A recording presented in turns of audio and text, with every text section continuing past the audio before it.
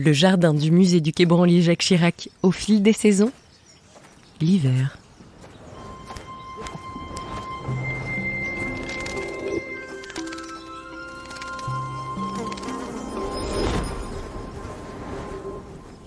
Silence. L'hiver est une saison sans parole. Au jardin, la scène est figée, la nature repose, inerte. Sur l'épaisse couche neigeuse, rien ne bouge. La plupart des oiseaux, innombrables voilà encore quelques semaines, ont déserté la froidure et migré vers le sud. Le son de la bise, qui s'étend de loin en loin et répond au crissement des pas dans la poudreuse. Discrète à l'oreille, elle se remarque à la vue lorsqu'elle disperse mollement les filets duveteux de la brume matinale. Alors que la brise a glacé l'aîné et le sol du jardin du musée du Quai Branly Jacques Chirac, celui qui l'a imaginé, le paysagiste et jardinier Gilles Clément, s'y promène avec nous. Il raconte, il observe, il s'agace aussi parfois. Car s'il rappelle toujours qu'il faut avoir confiance en la nature, il se méfie de l'homme et de son besoin de tout maîtriser. C'est d'ailleurs un point commun qu'il partage avec Pascale Schenck. Elle est auteure de haïkus. Parce que ces courts poèmes de 17 syllabes originaires du Japon rappellent à l'homme son humilité face à la puissance de la nature et au temps qui passe. Laisser la nature se reposer, se renforcer et se réinventer, c'est ce qui lie ces deux balades hivernales, où l'on se laisse aller à la contemplation et à l'introspection.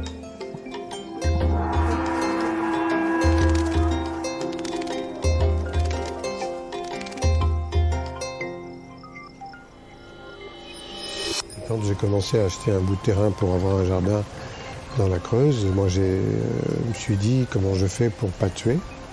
Ça a été ma première préoccupation puisque je suis ingénieur. Attention, dans les études d'ingénieur, on nous avait appris beaucoup de choses très intéressantes, mais en fin de parcours, on nous dit voilà comment il faut s'occuper de ci et ça. Et là, on nous apprend à tuer tout, sauf ce qu'on veut cultiver ou élever. Mais tout le reste, on le tue.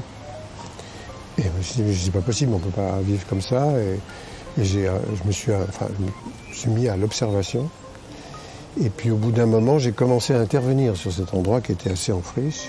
C'était assez beau, Et ça a été seulement un peu plus tard, lorsque, en respectant la totalité des dynamiques, j'ai respecté aussi celle du déplacement. Il y a des espèces qui ne peuvent pas ne pas se déplacer. Elles ne sont pas vivaces, ce sont des herbacées annuelles, elles ont un cycle court. Elles meurent après avoir fait les graines, mais les graines s'envolent. Donc on les voit bien là, elles sont belles, on les aime et tout. Elles ne seront pas là l'année prochaine. Elles vont être ailleurs. Si on respecte ça, cette dynamique-là qui est très intéressante, à ce moment-là, l'architecture même du jardin se modifie. Donc j'ai appelé ça jardin en mouvement. Alors la nature, c'est l'ancrage. C'est ce d'où tout part, les sentiments qu'on éprouve, les liens qu'on a avec les autres, et le rappel permanent de l'impermanence. Ça, c'est quand même fondateur dans le haïku. Le moment qu'on est en train de vivre là, on ne le revivra jamais.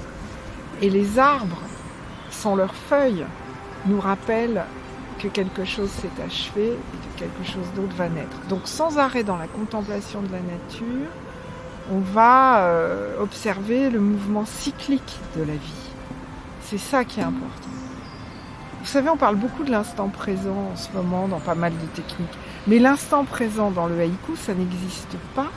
C'est un instant dynamique. Il se passe plein de choses dans l'instant présent. En fait, la vie est toujours comme la sève des arbres, est toujours là. La vie est toujours en mouvement.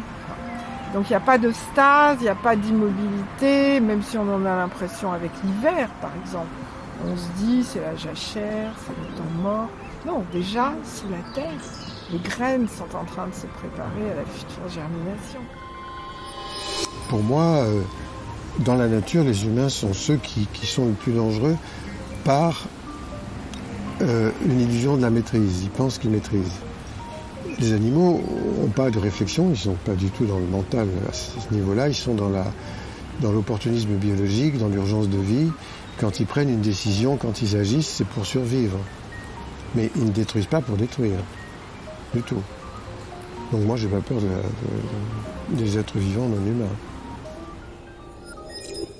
À la caresse sans douceur du vent, s'ajoute le froid mordant, pénétrant tout ce qui se tient à sa merci.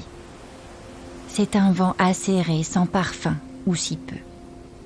Il ne charrie rien d'autre que le froid lui-même. De ses volutes paresseuses, le brouillard joue sans cesse avec les contrastes et les contours flous de ce décor tout en nuances de gris. Autrefois riche de ses reliefs, la neige n'a laissé du paysage qu'une vaste esquisse saupoudrée de sucre glace. Alors, il faut de bons yeux pour s'orienter. Le sentier, l'horizon, les bassins qui s'étendent derrière la clairière. C'est tout un univers en négatif qu'il s'agit de réévaluer, tâtonnant du regard dans la pâleur des rayons diffus qui étirent les ombres de cette lumière si particulière jusqu'au lointain équinoxe. Dans chaque haïku, on va essayer de mettre un kigo, c'est le mot japonais pour dire marque de saison. C'est-à-dire que le poète situe toujours à quel moment de l'année il est pour son auditeur ou son lecteur. C'est très important parce que vous le savez, les Japonais sont un peuple assez pudique. Ils n'expriment jamais leurs émotions directement au jeu. Donc ils vont passer par la saison pour aussi indiquer quels sont leurs états d'âme. Alors, l'hiver, évidemment, c'est la réclusion, c'est la solitude, c'est le temps aussi de l'introspection.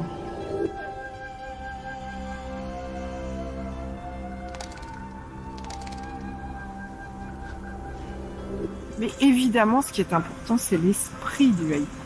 L'esprit du haïku, c'est né de la tradition zen, donc c'est l'humilité, la conscience de l'impermanence, le lien, mais fusionnel avec la nature. Un lien vraiment de chair avec la nature. L'homme n'est pas dans un environnement comme ça, en train de contempler, regarder. Il est le frère des plantes, des végétaux, des animaux. Pour les Japonais, on n'est pas détaché, on n'est pas différent. On est comme une luciole, comme une fougère, comme un arbre. Voilà. Ça y est, on les aperçoit. Les voyez-vous ? Lorsqu'un paquet de nuages se lève enfin, au loin, on devine la haie de feuillus familière et décharnée, mais rassurante par sa présence. Les érables et les chênes ont perdu leurs feuilles, mais il est surtout temps de se concentrer sur une autre forme de majesté, intérieure celle-ci. Lors de l'hiver, la croissance des feuillus ralentit jusqu'à s'arrêter totalement. Mais sous les fibres durcies, un bouillonnement d'activité permet à l'arbre de fabriquer l'antigel nécessaire à sa survie, tandis que ses racines croissent et s'arriment plus profondément encore au sol. Sous ce voile pudique, il en profite pour consciencieusement préparer la circulation de la sève lors du dégel et préparer l'effervescence des beaux jours. Alors, la saison hivernale n'est pas plus triste que les autres. Elle est au contraire source de contemplation. Vous savez qu'au Japon, ils ont des hivers très rigoureux, vraiment. Donc, dans la source japonaise, la neige, par exemple, est une merveille. On contemple la neige sous ses diverses formes, les flocons qui tombent, l'épais manteau de neige. Tout ça est source d'émerveillement toujours. L'autre chose, c'est que l'invisible n'empêche pas que la vie soit présente. La vie est sous la terre, la vie est en jachère, la vie est en train de travailler sur le fond. Vous voyez, je vous lis par exemple un haïku contemporain là, d'une haïjin qui s'appelle Danielle Dutheil, qui a vraiment essayé de rendre compte de cette vision de l'hiver au Japon. Première gelée, dans son pot, un brin de menthe refait ses racines. Première gelée, dans son pot, un brin de menthe refait ses racines. Ça, c'est vraiment une idée majeure dans la poésie haïku. Rien n'est désespéré, rien n'est mort. Tout est en train déjà de se repréparer. Oui, la mélisse, j'aime beaucoup. On a une odeur incroyable qui fait penser à la menthe aussi, à des parfums de ce genre-là, donc assez puissants, piquants parfois. C'est pas la douceur du jasmin ou des roses, hein, que j'aime bien aussi, mais finalement, je crois que je préfère quelque chose qui est tonifiant.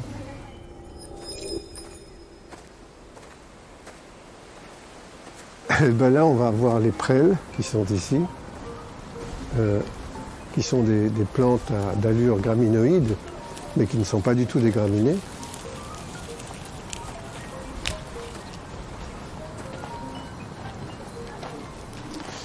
Voilà, ça c'est la prêle du Kamtchatka, qui n'a pas de ramification, elle est assez extraordinaire. Hein. C'est des espèces de tissu végétal très siliceux et graphique. Avec ça, on peut faire des sortes de purins, on appelle ça, bon, ce sont des décoctions, qui renforcent l'immunité des plantes comme les orties et qui jouent un rôle important dans le jardinage. Ça, c'est des euphorbes. Là, pour le coup, elles font un lait qui lui, n'est pas très utilisable. Il est même un peu poison. Quand on les casse, il y a une sève blanche qui en sort. Mais c'est une très belle plante. L'autre chose qui plaît beaucoup dans la saison hivernale, c'est l'austérité. Ce côté pauvre de la saison, qui a l'air de ne rien produire, de ne pas fournir grand-chose. Quoique les plantes d'hiver, du coup, vont être précieuses et énormément respectées. La chrysanthème, par exemple, qui est la fleur d'or, elle va être vraiment vénérée au Japon, parce que elle est un trésor à ce moment de l'année où il y a peu de plantes, peu de fleurs. Mais l'austérité, vous allez retrouver beaucoup de haïkus avec des épouvantails laissés seuls dans le jardin, des outils de jardin comme un seau rouillé, tout ce que les Japonais qualifient de wabi-sabi. Le wabi-sabi, c'est la beauté des choses pauvres. C'est la beauté des choses qui ont rouillé, qui ont été patinées par le temps. Dans le wabi-sabi, il y a à la fois l'humilité, la pauvreté et le temps qui passe. Invisible à nos yeux, ce processus de régénération discrète et nécessaire, caché sous l'ankylose de l'écorce qui n'en dit rien, c'est pourtant la vie même qui se prépare.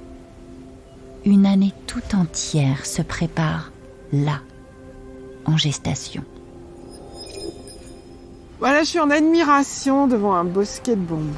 Parce que là, vraiment, ça me rappelle les forêts de bambou à Kyoto, qui sont immenses, qui sont vraiment foisonnantes. Et le bambou, d'abord, c'est une plante éminemment spirituelle. Hein. C'est une plante qui amène la spiritualité dans une maison et qui traverse toutes les saisons. Hein, ce rhizome qui reste comme ça vert, qui est très puissant.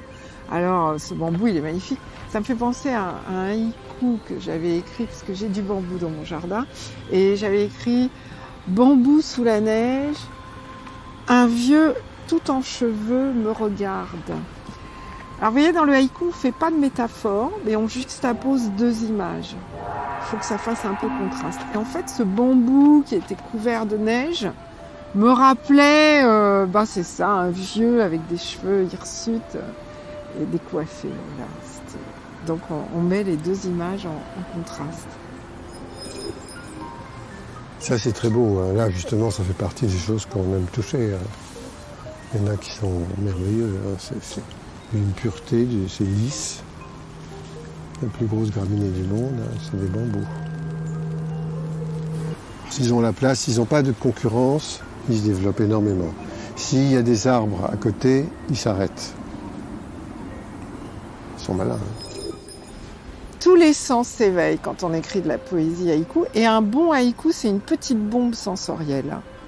C'est-à-dire que vraiment, ça doit éveiller plusieurs sens, faire référence à plusieurs sens. Pas dans chaque poème, mais chaque poème fort est quand même rempli de cette idée. Je pense à un que j'ai noté tout à l'heure par rapport à l'hiver, qui est vraiment, qui est un classique de Buson.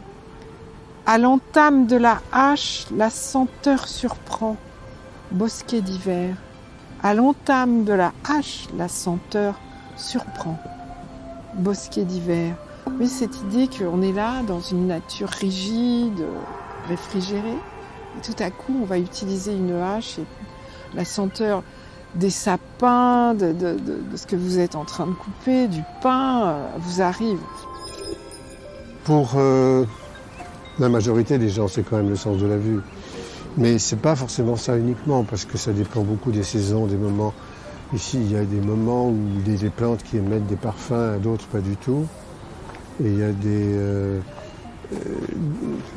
moments où il y a une espèce de pourrissement, mais qui n'est pas du tout quelque chose de désagréable, qui est un peu, je ne sais pas, qui est fait comme une soupe.